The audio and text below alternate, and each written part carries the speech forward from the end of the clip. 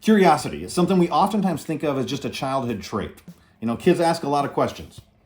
Why is the sky blue? How come, Dad, the baseball pitcher leans over and does these weird things before he throws the ball? Why does it take so long? And then, where do babies come from? And how come we have to have chicken fingers? Chickens don't even have fingers. And there's all these questions kids are just asking that sometimes as adults it's like, we're just doing it. And then they put things in their mouth that you're not supposed to put in your mouth, and they go places, they explore. You don't really have to teach kids if you let them outside to go wander around and try and find new things and see what will happen if.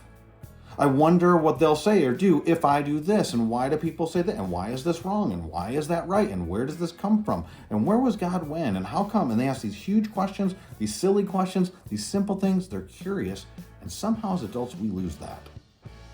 For a variety of reasons, and we'll talk about some of that. Some of it's neurological, there's scientific reasons, some of it's social, some of it's individual. But it's natural that it happens to many of us, but it's detrimental that it happens. And so what do we do? And specifically as men, why is it important for men? Why does curiosity matter at all? And then why does it matter to men? Does God care about this? Is this a biblical thing? Or is this just like social learning? And then how do we restore it if it's actually important? That's what we're going to talk about in this video.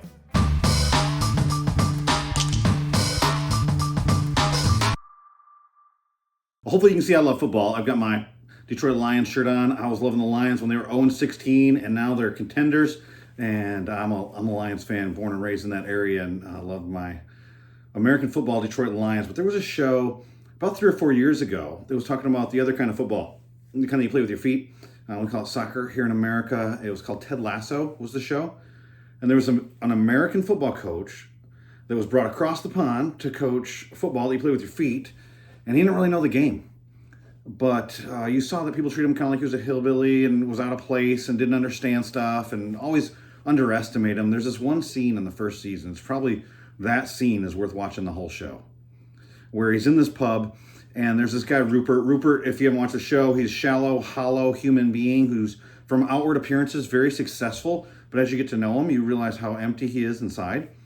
And then Ted is always being underestimated, and he talks about that, and he challenges Rupert to darts, and there's various reasons in the context. You can watch the show if you want to see all that. But it comes down to the end, and they don't expect Ted to be able to do anything. And he said, you know what, people have underestimated my whole life. And he talked about when he was a kid, getting picked on and bullied. And then he said he saw this quote by Ralph Waldo Emerson, that said, be curious, not judgmental. And then he said, as I thought about it, I realized, you know what all those people had in common that have underestimated me? They didn't ask questions. They thought they had everything figured out. They were judgmental. And it gets you asking the question of, so what does it really mean to be curious? And does that really matter? Well, yeah, because it can protect you from judgmentalism. It can protect you from self-righteousness. It can stop you from being the person. I always tell people, don't take counsel from someone who never asked you questions. When people are continually trying to tell you what they know, and here's the solution, and here, I got a guy, you got to take this medicine, eat this, here's the diet you need to try, this is good for everybody, and they haven't asked you any questions about you, they're showing more about about themselves, about what they don't know, about their own arrogance, about their own inability to actually help you, than they are actually about you. And what Ted learns in that clip is that the people who are making fun of him and giving him a hard time in life, they didn't take the time to get to know him. They just had thoughts, and they said their thoughts oftentimes out of their own insecurity. Don't be that person. And yeah, of course, curiosity matters. I mean, studies have shown that people that are curious are actually happier, and some say live longer lives. Now, I believe God's got every day numbered, but I believe the quality of the life that we live during those numbered days is dictated by the decisions that we make. And so research has shown, specifically even looking at older people, the ones that are curious are happier and live longer. And you see people like Warren Buffett, 93 years old, still finds time to read every day. I mean, that's pretty crazy. The Bible obviously values curiosity. What about the Bereans?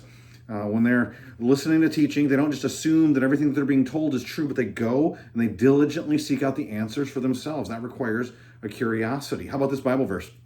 Psalm 111 and verse 2 says, great are the works of the Lord. They are pondered by all who delight in him. So actually, in order to enjoy God, this verse is implying you have to be pondering, curious, asking questions, thinking more deeply about something.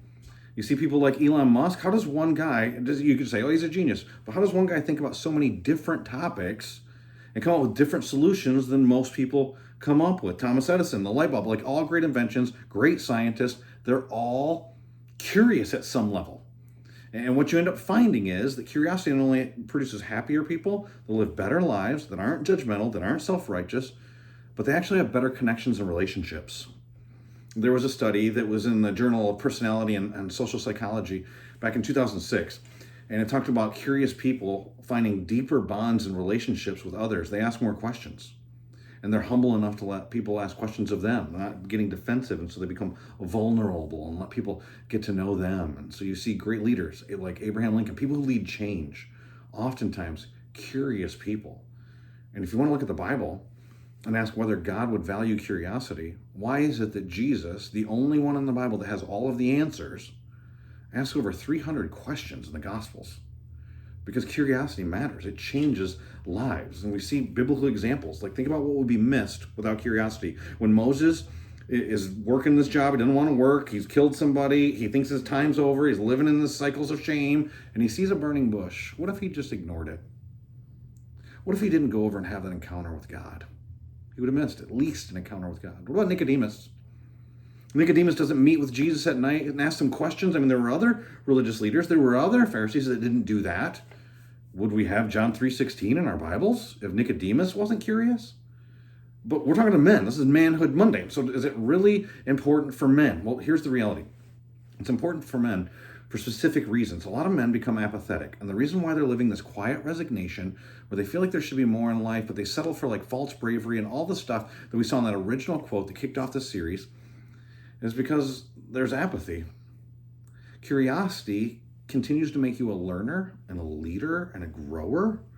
And so you don't get apathetic because there's always more things to explore. There's always new information to learn. And it helps us remain not apathetic, but and to avoid stagnation, but growing. It kind of creates a growth lifestyle in how we live our lives when we remain curious. And then ultimately, it causes us to seek God. God says if we seek him, we will find him.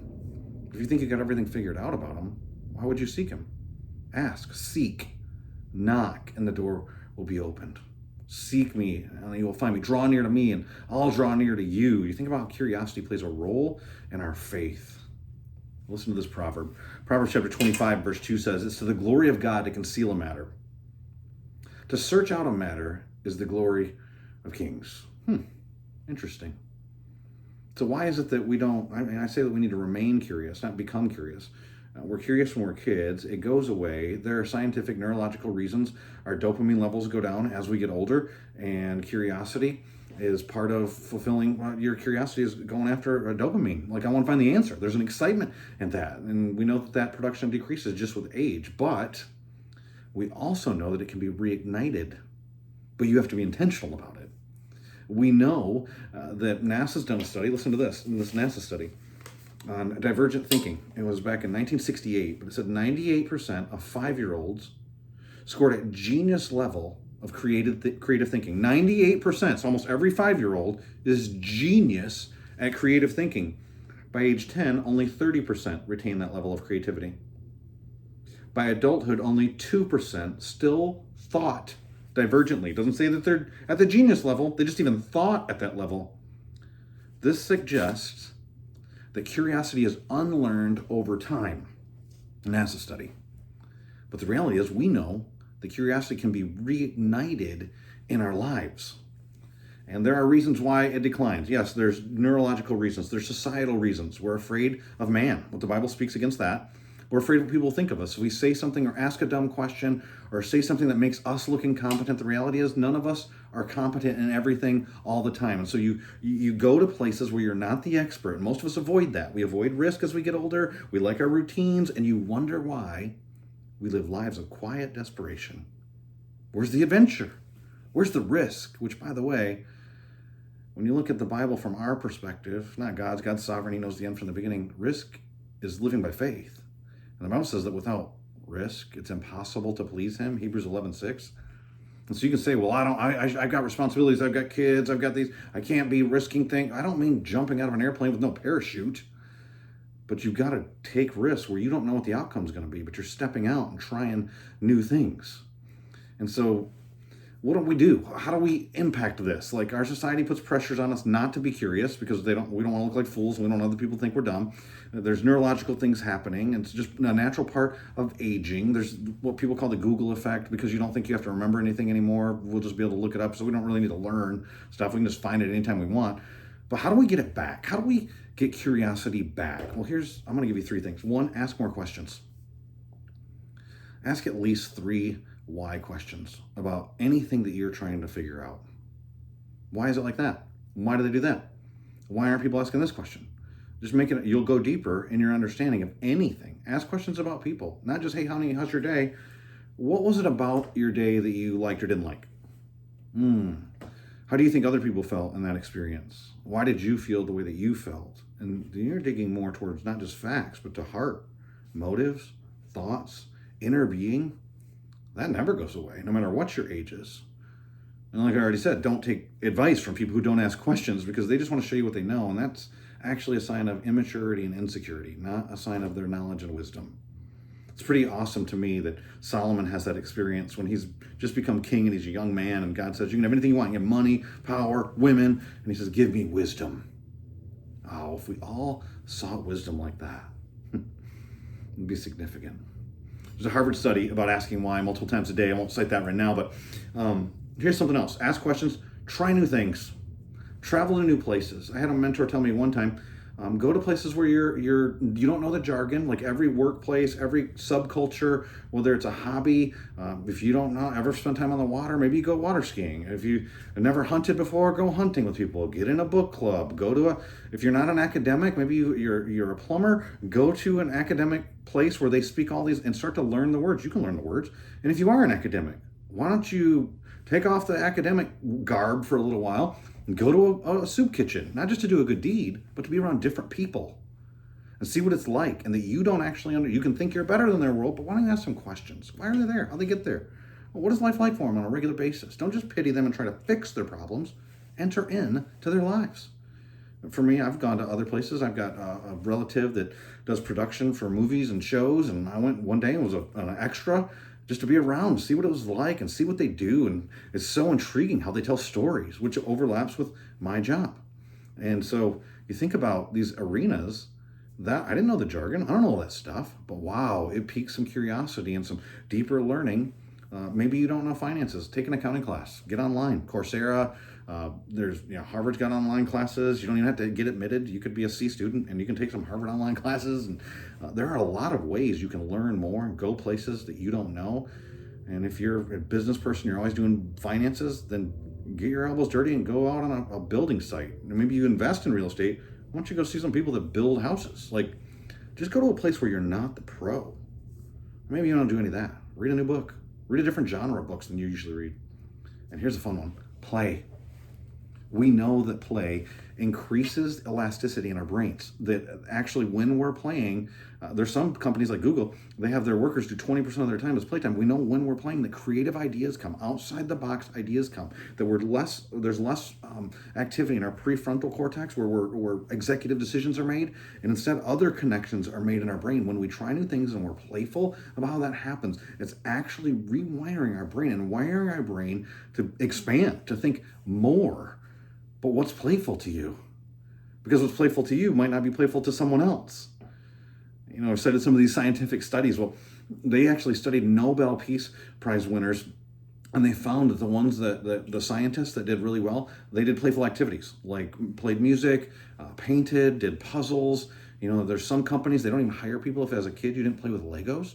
Hands-on learning. There's been studies about how people do better when they feel like there's a game. They gamify stuff and play against each other or play with each other on a team. And when you play, you start to think differently. You want to reignite curiosity? Become playful. Try new things. Ask a lot of questions. So the question I have for you is, men, you can be mad and angry in your car. You can resonate with quotes that talk about a quiet resignation, but you get to do something about it. Will you seek? Will you seek God? Will you seek answers? Will you seek truth everywhere in life? And that means being curious. If you've got any questions, I'd love to interact with them. You can put them in the comments, but you can go seek some answers yourself and see if it doesn't start to change your life.